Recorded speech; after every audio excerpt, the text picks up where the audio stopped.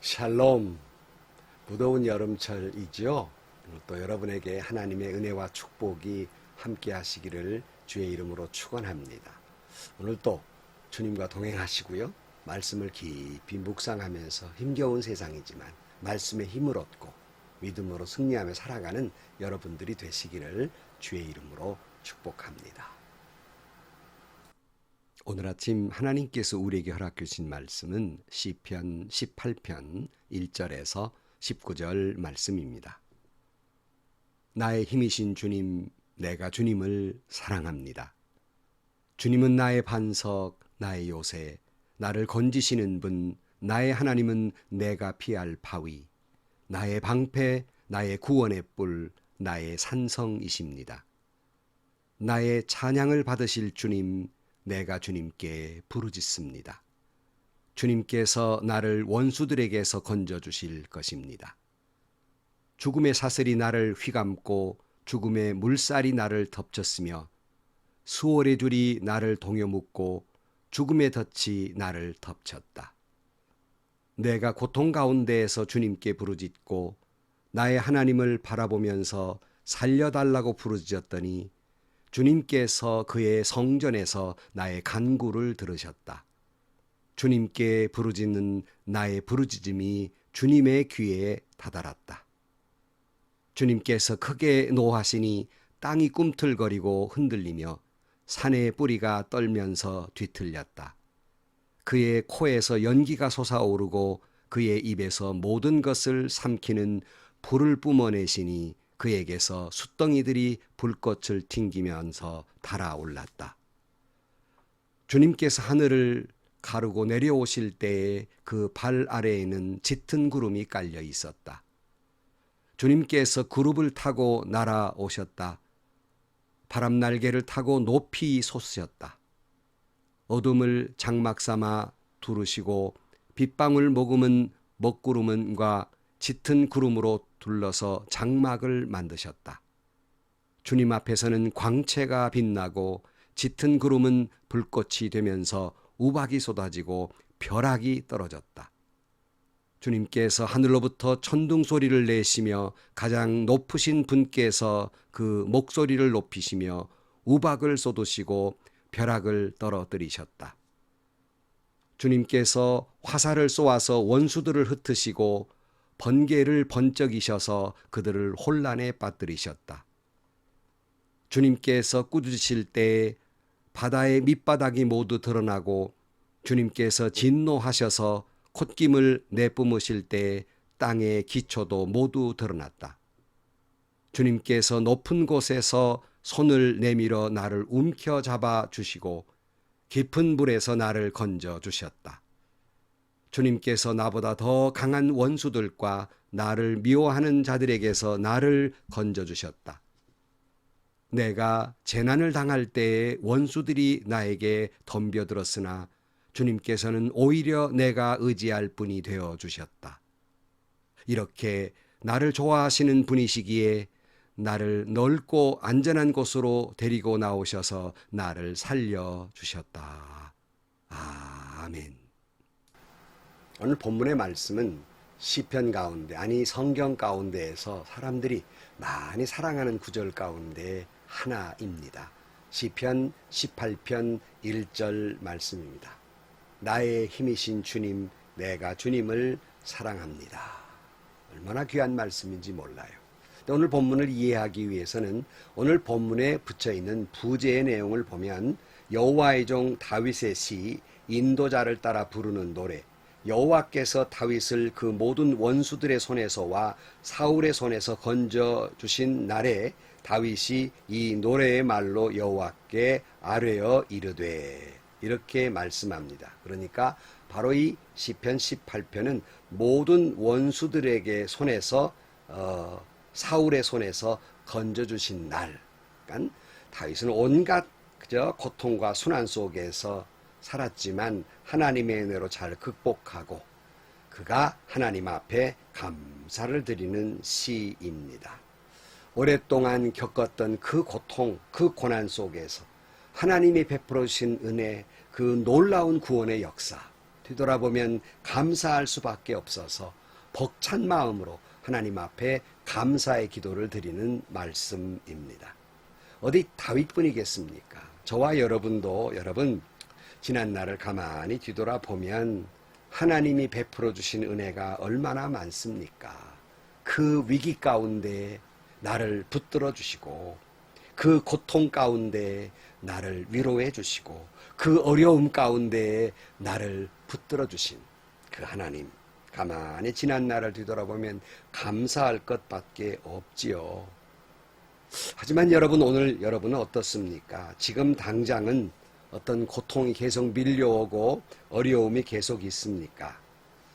힘들고 어려워서 입술에서 마음에서 저절로 신음의 소리가 흘러나오는 요즘 이 상황 속에서라도 지난날의 그 은혜, 그 사랑, 그 위로를 생각하면 신음과 눈물 속에서도 감사하지 않을 수 없는 것이 아니겠습니까?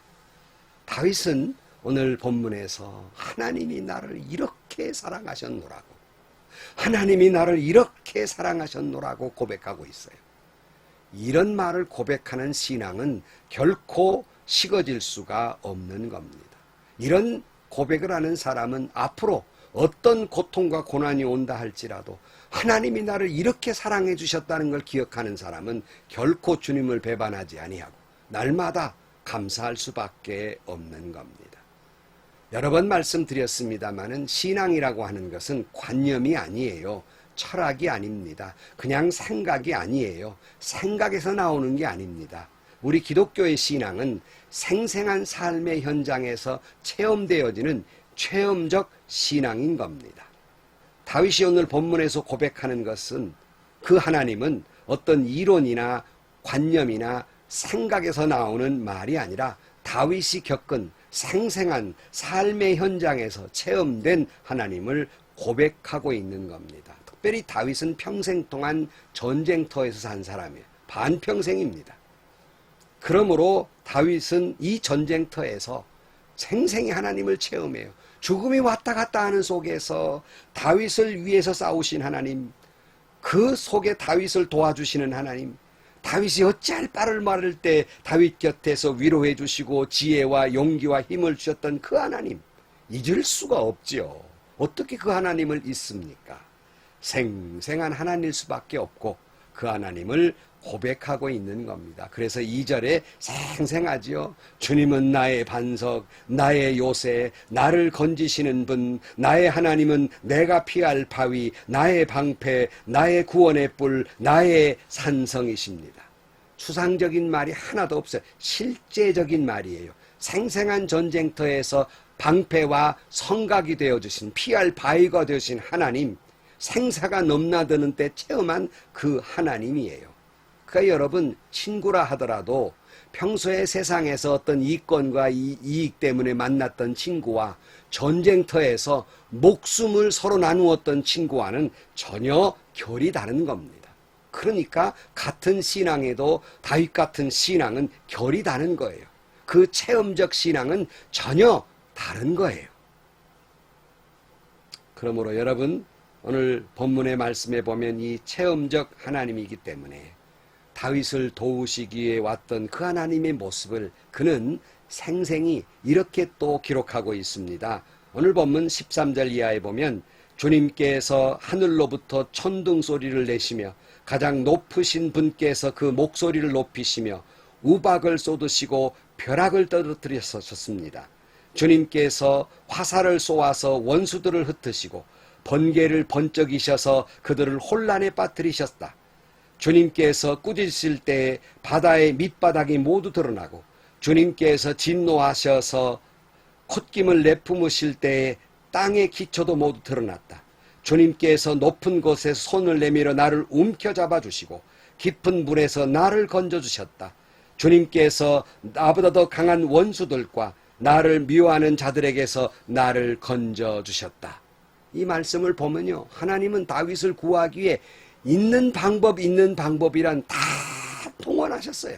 모두 동원해서 자연까지 다 동원해서 그를 지켜주셨고 다윗은 이것을 생생히 체험했고 보았기 때문에 결코 그 하나님께 은혜를 생각하고 감사하지 않을 수 없었던 거예요. 여러분, 우리가 하나님을 알아가는데 중요한 첫 번째 기준은 성경입니다. 물론 성경을 통해 하나님을 알아가지요. 설교도 성경 가운데 하나이기 때문에. 그렇지만 두 번째 우리가 하나님을 알아가는 것은 생생한 여러분의 삶의 현장에서 체험된 하나님입니다. 물론 그저 평안한 태평세월 속에서 경험한 하나님도 체험할 수 있지만 더욱 생생한 체험은 처절한 어려움과 고통 속에서, 그럴 수 없는 질병의 고난 속에서, 환난 속에서, 실패 속에서, 생명을 넘나드는 전쟁터에서 만난 하나님은 진정으로 생생한 하나님일 수밖에 없고 그 하나님을 어찌 부인할 수 있다는 말입니까? 우리는 삶의 현장에서 하나님을 만날 수 있어요. 그냥 보통 일상생활에서도 하나님을 경험하게 돼요. 며칠 전에 어떤 집사님이 점심을 같이 하시죠. 그래서 좀 먼 데로 나갔어요. 저 지리산까지 다녀왔는데요. 마침 그 식당의 주인이 보니까 어느 교회 장로님이셨어요. 제가 식사하기 전에 기도하는 모습을 보면서 곁에 오셔서 목사님이십니까? 그러시더니 제가 목사인 줄 알고 뭐 음료수도 주시고 뭐 꿀물도 타주시고 그러시더라고요. 그러다가 우리가 내려올 때쯤 됐는데 같이 좀 데려가 달라고 자기가 볼 일이 있다 그래서 우연치 않게 그 장로님을 동승해서 이제 내려오는데 장로님이 신앙 고백을 하세요. 그 시골교회에서 이렇게 섬기고 있노라고 살아온 역사를 쭉 이야기를 하시는데 얼마나 위로가 되고 이런 장로님들의 모습이 점차 사라지고 있다는 게 너무너무 가슴이 아프지만 아직도 이와 같은 장로님이 계신다는 게 너무너무 제게도 같이 간 집사님에게도 큰 은혜와 위로가 되었습니다. 여러분, 이것이 우연입니까? 하나님의 섭리입니까? 저희는 집사님과 함께 그렇게 말했어요. 이건 결코 우연이 아니고 하나님이 만나게 하셨다. 우리는 그런 속에서 우리는 체험하게 되는 거예요. 그 장로님을 통해 하나님이 우리에게 주시는 위로, 격려, 믿음, 새로운 내 삶을 뒤돌아보는 그런 회개, 역사하신 거예요. 하나님을 체험하게 된 것이지요. 매일매일 매순간 생생하게 만나는 하나님. 다시 말씀드립니다. 신앙은 관념이나 생각이나 철학적인 것이 아니라 체험적인 것이라 하는 거예요. 우리 하나님은 인격적 하나님이에요. 돌이나 무슨 바위나 무슨 몇천 년 된 나무가 아니에요. 교회에서 만나는 하나님, 말씀 가운데서 만나는 하나님, 기도하다 만나는 하나님, 찬양하다 만난 하나님이 계십니다. 뿐만 아니라 생생히 삶의 현장에서 우연치 않게 장사하다가도 만나는 하나님, 공부하다가도 만나는 하나님, 회사를 경영하다가 만나는 하나님, 병상에서 만나는 하나님, 건강한 속에서 만나는 하나님, 아침에 우연히 라디오를 틀었을 때 이름 모를 어느 목사님의 설교 속에서 만나는 하나님. 끊임없이 우리는 하나님을 체험하게 되고 만나는 것이 아니겠습니까? 여러분은 요즘 생활 현장에서 어떤 하나님을 만나고 계십니까?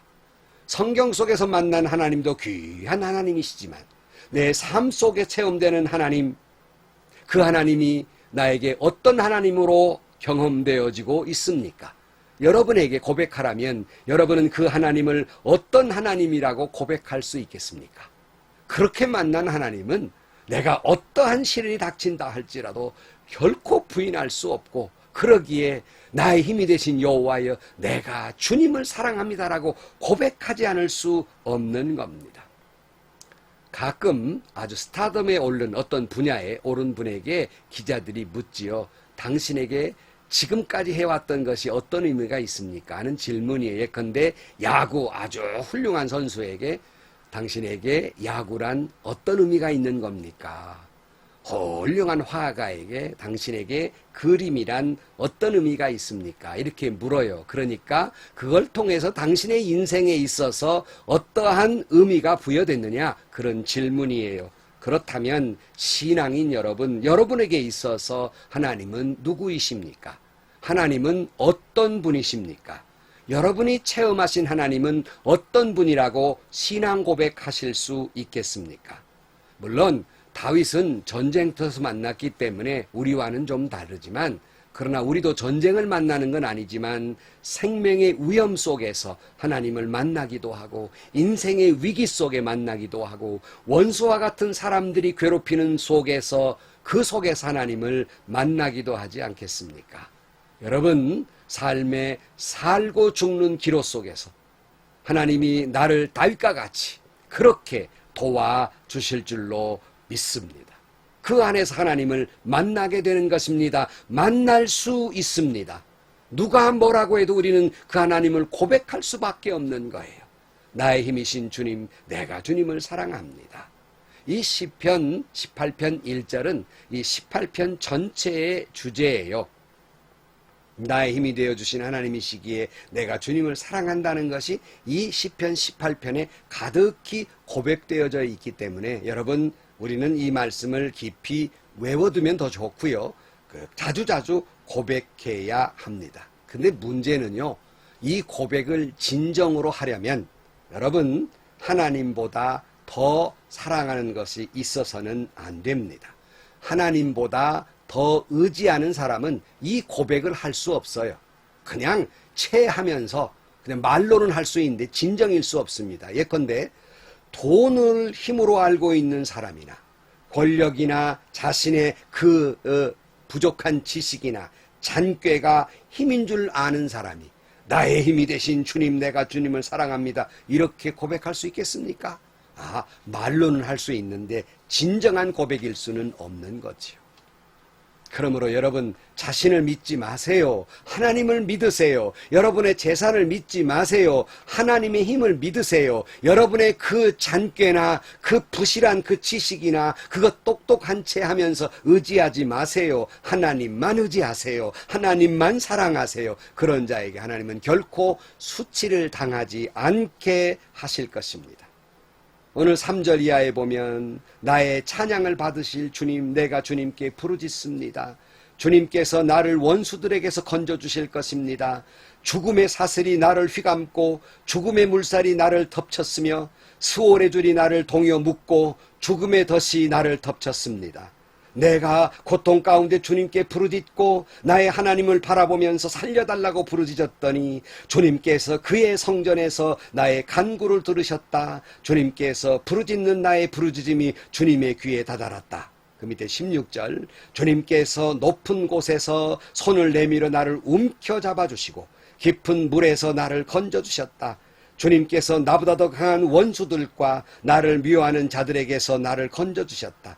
내가 재산을 당할 때 원수들이 나에게 덤벼들었으나 주님께서는 오히려 내가 의지할 분이 되어주셨다. 이렇게 나를 좋아하시는 분이시기에 나를 넓고 안전한 곳으로 데리고 나오셔서 나를 살려주셨다. 아멘, 아멘. 이렇게 주님은 저와 여러분을 살려주실 줄로 믿습니다. 여러분, 오늘 1절을 다시 돌아가서 말씀을 드리면 이 어순이 히브리어로는 좀 다릅니다. 킹제임스 버전에 보면 영어로 이렇게 번역하고 있어요. I will love thee, O Lord my strength. 이렇게 고백합니다. 그러니까 나의 힘이 되신 하나님이라 고백이 먼저가 아니라 내가 주님을 사랑합니다. 오 하나님 나의 힘. 이렇게 고백한 거예요. 주님을 사랑한다는 말이 먼저 나와 있어요. 저는 늘 이 찬송을 부를 때마다 눈물로 찬송을 부르는 게 있어요. 마음 깊은 곳에 진실로 고백하며 부르는 노래가 있습니다. 그것은 여러분도 잘 아는 찬송이에요. 사랑합니다 나의 예수님, 사랑합니다 아주 많이요. 사랑합니다 나의 예수님, 사랑합니다, 그것뿐이에요. 사랑한다 아들아 내가 너를 잘 아노라. 사랑한다 내 딸아 내게 축복 더하노라. 사랑합니다 나의 예수님, 사랑합니다 아주 많이요. 사랑합니다 나의 예수님, 사랑합니다, 그것뿐이야.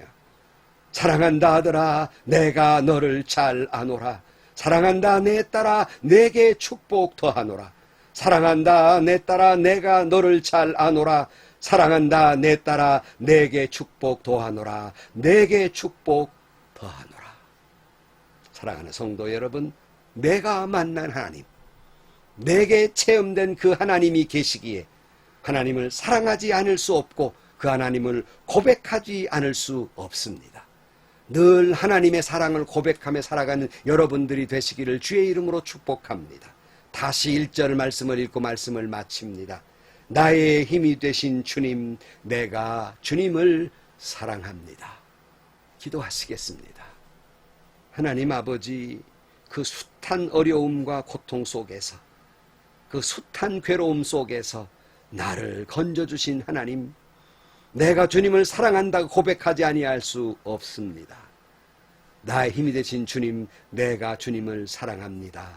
늘 고백하는 삶이 되게 하여 주옵소서. 예수님의 이름으로 기도하옵나이다. 아멘. 여러분, 여전히 어렵고 힘들지요.